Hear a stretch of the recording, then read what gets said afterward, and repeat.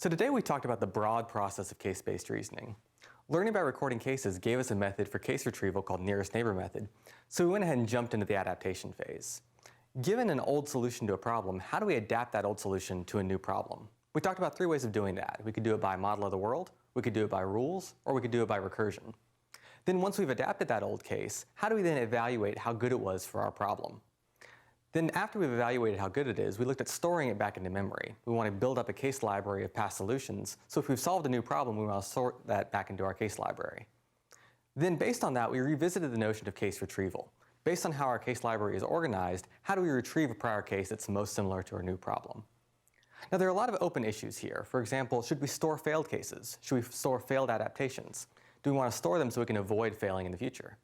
Should we ever forget cases? Can our case library ever get so big that it's intractable and we can't really use it efficiently? Should we abstract over cases? So should we use these individual cases to develop a more abstract understanding of a concept, or should we stick to the individual cases and adapt them from there? If you're interested in these questions, you can go over to our forums and we'll talk about it there, but we'll also be revisiting these questions throughout the rest of the course. Next time we'll talk about incremental concept learning, which takes individual cases and abstracts over them to learn some kind of higher level concepts.